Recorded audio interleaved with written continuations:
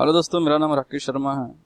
मैं एक एंटरप्रेन्योर हूँ और एंटरप्रेन्योर को आने वाली जो प्रॉब्लम है जो कि है एक डाटाबेस, मैं आपको उसी के लिए मदद करने के हिसाब से वीडियो बना रहा हूँ। एक्सेस के ऊपर बहुत सारे डेटाबेस के वीडियोस बन चुके हैं, बट मेरे एक्सपीरियंस जो मैंने बनाए हैं शायद वो आपको कुछ हद तक एक व्यू दे पाए कि किस तरह से डेटाबेस होना चाहिए। ऑल इन ऑल कहने का मतलब ये है कि हम 10 तरह के प्रॉब्लम से जूझते हैं जब हम एक एंटरप्राइज शुरू करते हैं, और सबसे बड़ा उसमें प्रॉब्लम होता है कि हमारे पास जो डेटा है, जो एक्सपीरियंस है, एक सेट अंदाज में हो। और जैसा कि आप देख सकते हैं कि ये ऑलरेडी जिस पे मैं वर्क कर रहा हूँ वो एक डेटाबेस है। यहाँ पर आप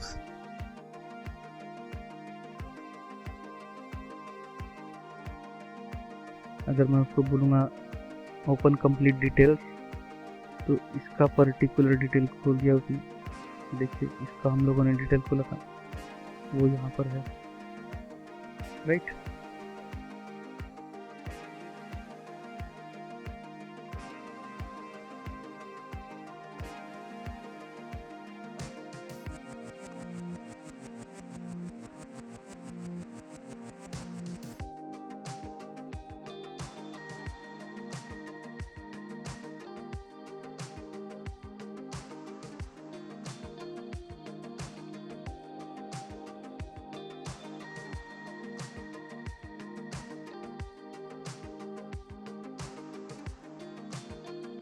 इस तरफ नेविगेशन बार में देखेंगे कि table A budgetary offer and budgetary details. So एक ये एक्सेस का जो डेटाबेस होता है, ये एक प्री डिज़ाइंड फॉर्मेट होता है जिसमें हम ये चाहते हैं कि हमारा कौन सा डेटा सबसे इम्पोर्टेंट है और उसके बाद में उसके डिटेल्स किस तरह से हमें शो होंगे। मान लीजिए जैसे कि मुझे अगर एक टेंडर लेना है तो मेरे पास कोई ऑर्डर आता है तो उसका टाइप ये है, ठीक है। इसमें आपके बहुत सारे टाइप्स हो सकते हैं, ये सब मैं आपको बताऊंगा कैसे हो सकता है। और उसके मैंने कुछ reference, pre designed reference number डाले हुए हैं, तो मैं उसमें से सिलेक्ट कर लूँ और इसमें मुझे एक नया डेटा डालने की ज़रूरत है। तो ये सारी चीज़ें होने के बाद, मतलब जितने भी इसके ऑप्शन हैं आप देख रहे हैं यहाँ पर, ये सब होने के बाद अगर मुझे देखना है कि इस पर्टिकुलर टेंडर में कौन से सब डिटेल्स है जो मुझे मेरे लिए इम्पोर्टेंट है, वो है इस तरह से कि इस टेंडर पे ये आइटम कोड आए हुए थे जिनको मुझे बनाना था। और ये सिर्फ आइटम कोड ही नहीं है, उसका ड्राइंग भी है, उसका आइटम डिस्क्रिप्शन है, उसकी क्वांटिटी है।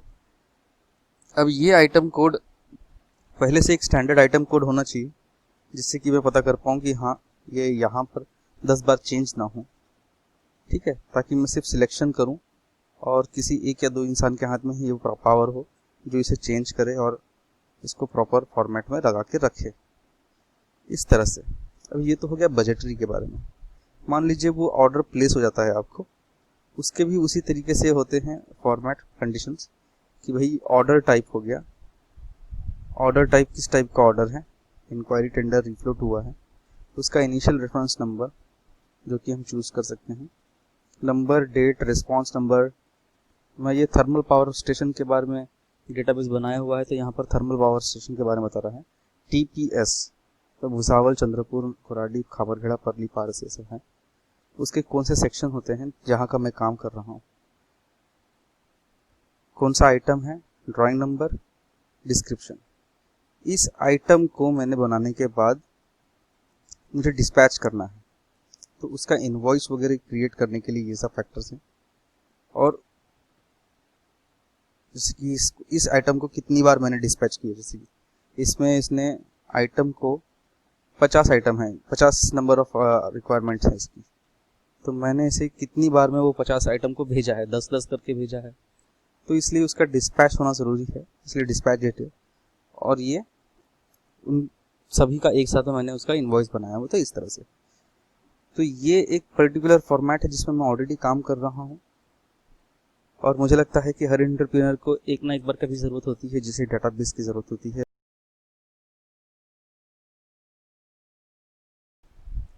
नेविगेशन की तरफ आएंगे और हम और नीचे जाकर देखेंगे कि मैंने शुरुआत में ABCDEF नाम के कुछ टेबल बनाया जो मुझे टॉप में चाहिए, और जो मुझे जिन टेबल से ज़्यादा मतलब होता है वो है इस तरफ। उसके बाद कुछ रेफरेंशियल डिटेल के लिए मैंने टेबल बनाया है, जैसे competitive rate item, competitive items कौन से थे, कॉम्पिटिटर कौन से है, ये रेफरेंस है।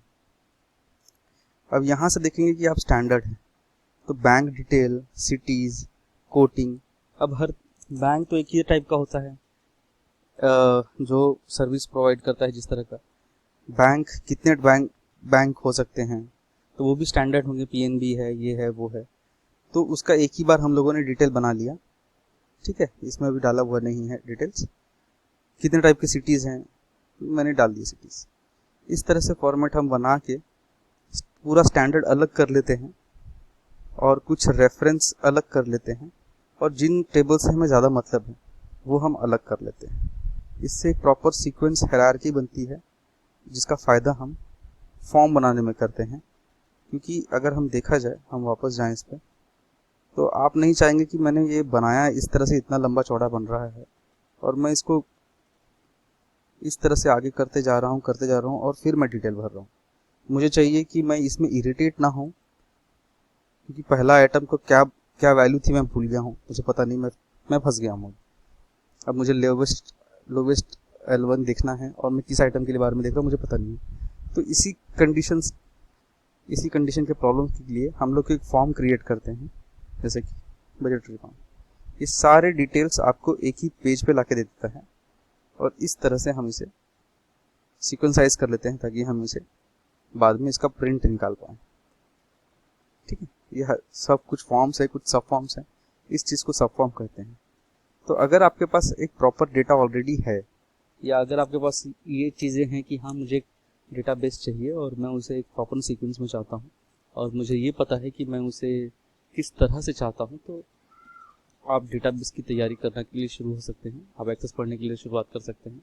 अदरवाइज मैं ये कहूँगा कि आपको जो डेटा फेच करना है, जो आपको डेटा सबसे पहले चाहिए, जैसे कि इस एंट्री फॉर्म में देखिए कि मुझे एंट्री फॉर्म है ये, और मैं इसमें बजटरी जितने भी ऑफर्ड हैं, ये बजटरी ऑफर्ड, इसके बारे में पूरी डिटेल्स में फॉर्म के थ्रू इस तरह इसमें भर देता हूँ।